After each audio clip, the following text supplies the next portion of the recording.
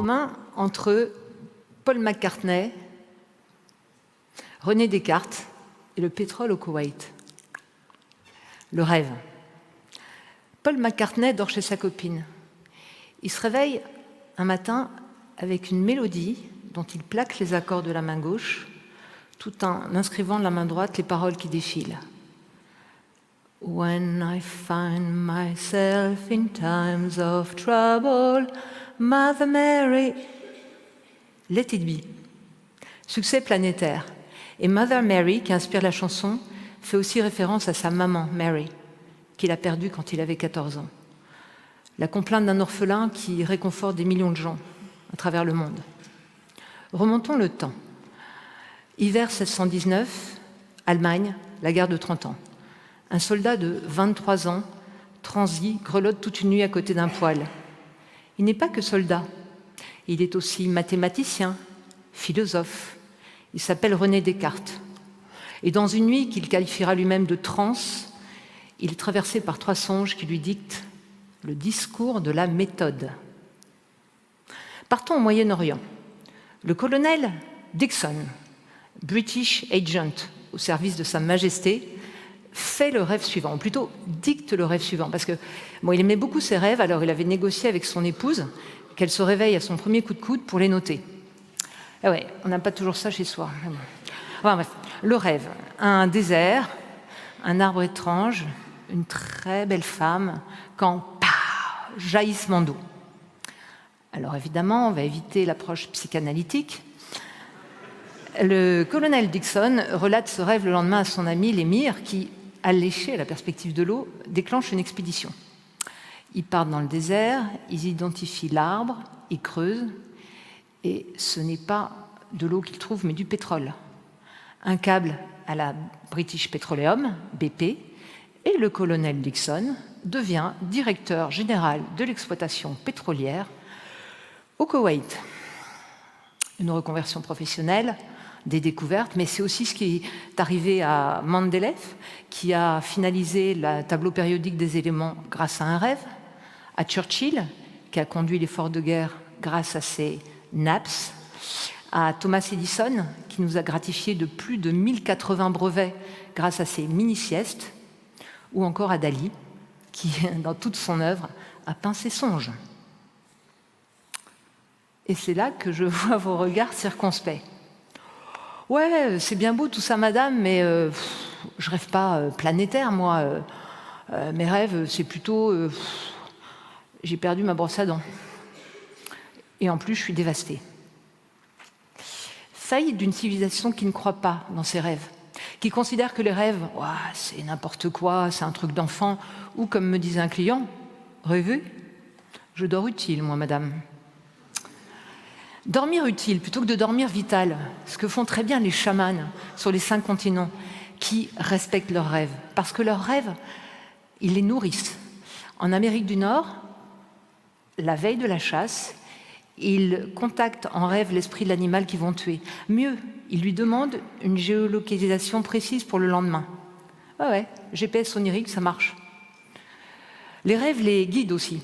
Quand ils ont une décision importante à prendre, déménager, s'allier à une tribu, ils communiquent avec leurs ancêtres en rêve pour demander une guidance. Et puis les rêves les unissent. Et là, j'ai envie de parler des Sénoï, une tribu de Malaisie qui, jusqu'à une date récente, se retrouvait tous les matins au petit déjeuner sur la place du village pour se raconter ses rêves. Alors ça donnait de la régulation interpersonnelle du style cette nuit, j'ai rêvé que j'ai couché avec ta femme. Mais si tu veux, je répare ta cabane avec toi. Ou bien ça donnait cette nuit, je t'ai mis une raclée, mais bon, si tu veux, je vais à la chasse avec toi. La régulation pouvait être collective. Quand plusieurs d'entre eux rêvaient d'une attaque d'une tribu ennemie, d'un ouragan, ils renforçaient leur défense. Milton Stewart, un ethnologue américain, a passé 3 ans avec eux.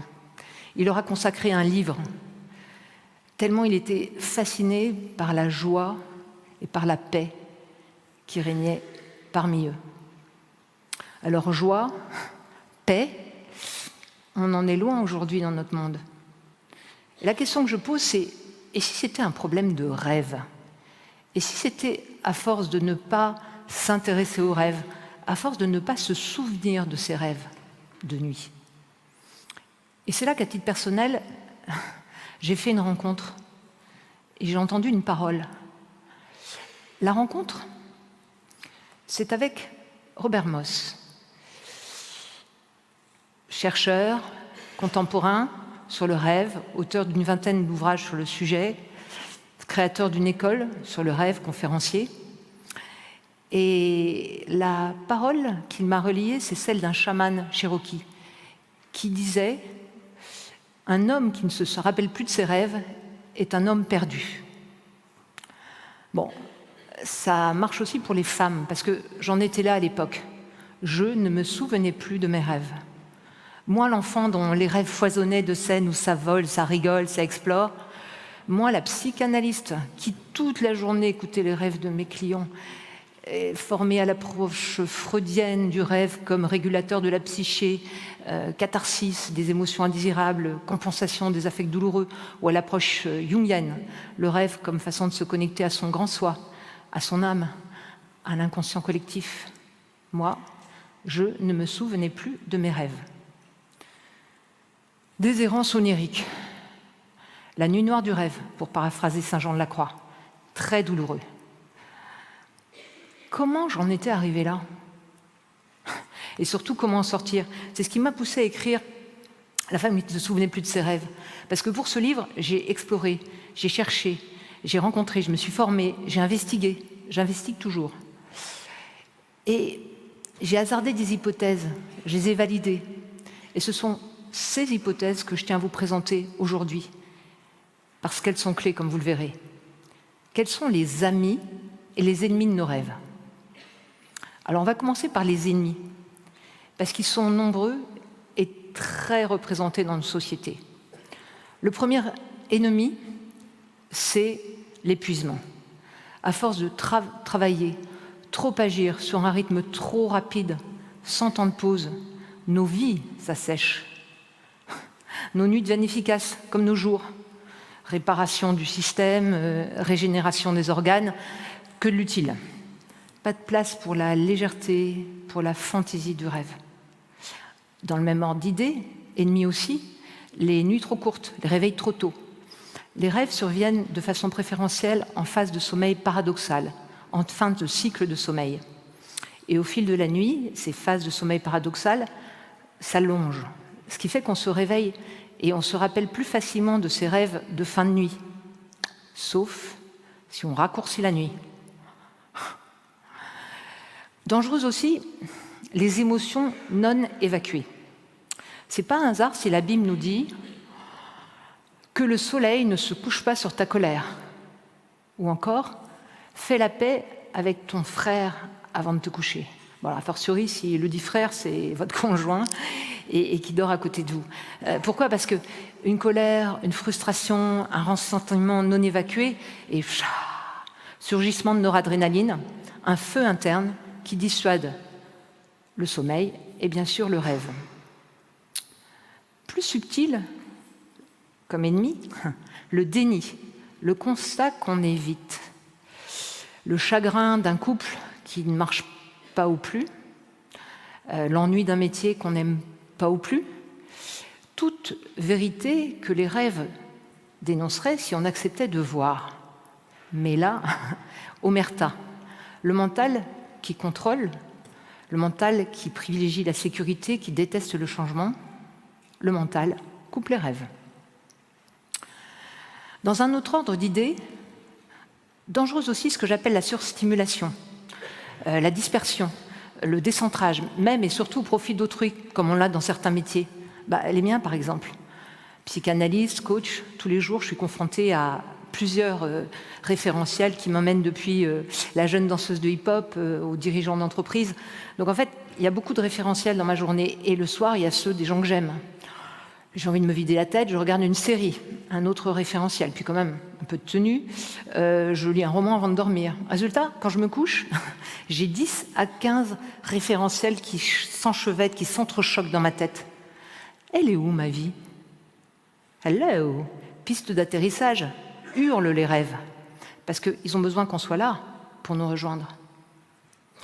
Bon, à l'inverse, la sous-stimulation, ça ne marche pas non plus. Si votre vie vous paraît terne, prévisible, répétitive, sans émotion ni ressenti particulier, sans histoire, sans scène, sans images glanées dans la rue, dans la nature, les rêves se lassent, ils s'effacent. Ils ont besoin de piquant, ils ont besoin de ressenti, ils ont besoin d'émotions, même douloureuses. Ils ont besoin d'envie aussi, de projets, de choses qui font pétiller nos vies, vibrer. Les rêves de nuit aiment nos rêves de vie. Ce qui nous amène maintenant à parler des amis des rêves. Alors, premier ami, l'accueil. Bon, au-delà des précautions hygiéniques de base, du style éviter la choucroute juste avant de dormir, il est important d'avoir une logistique. Mettez un carnet, un stylo qui marche, un téléphone à côté de votre lit. Pourquoi? Parce que vous avez remarqué que quand on se réveille, il s'efface très vite. Donc, on les note tout de suite. Et mieux, centrez-vous avant de dormir. Ça peut passer par une douche, ça peut passer par regarder le ciel par la fenêtre, une cigarette sur le balcon, une méditation. À titre personnel, je pratique la prière d'Ignace de Loyola, utilisable même sans connotation religieuse, puisqu'elle se résume à 3 mots. Merci, pardon, s'il te plaît. Merci pour le beau et le bon de la journée, gratitude. Pardon pour les fois où j'ai pas été glorieuse, c'est très rare. Et s'il te plaît, une intention pour moi, pour ceux que j'aime, pour les autres, ce qui prépare les rêves que l'on accueille avec patience. Et ça, c'est le deuxième ami. Patience. Pourquoi? Parce que bien sûr, on rêve tous, sinon on deviendrait fou. Cela dit, pour ceux qui ont perdu l'habitude de se souvenir de leurs rêves, cela peut prendre un certain temps. Alors, patience, tolérance, pas de récrimination, pas de critique, pas de comparaison du style « ma femme, putain, elle fait des rêves mais géniaux, mais les miens sont nuls ». Non, non, ça, c'est pas porteur.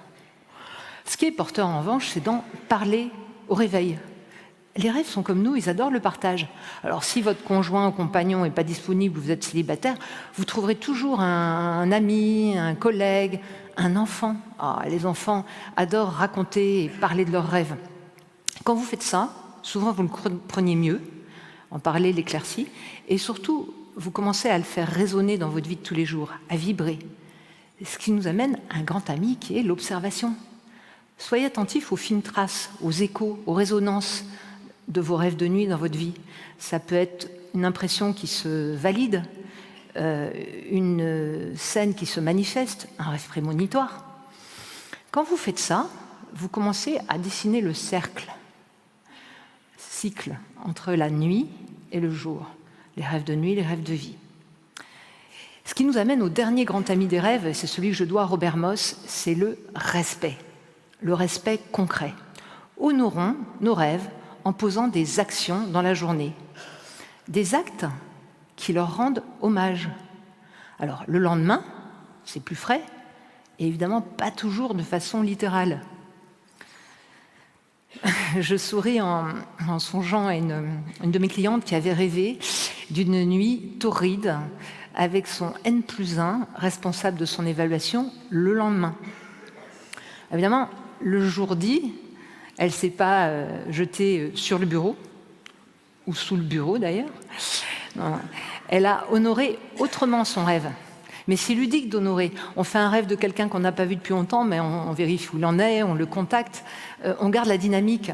Et ça rend la nuit plus drôle, ou plus émouvante aussi. Les rêves peuvent nous mettre en relation avec les disparus, les êtres chers qui nous ont quittés sur cette terre. À titre personnel, je l'ai vécu avec mon père.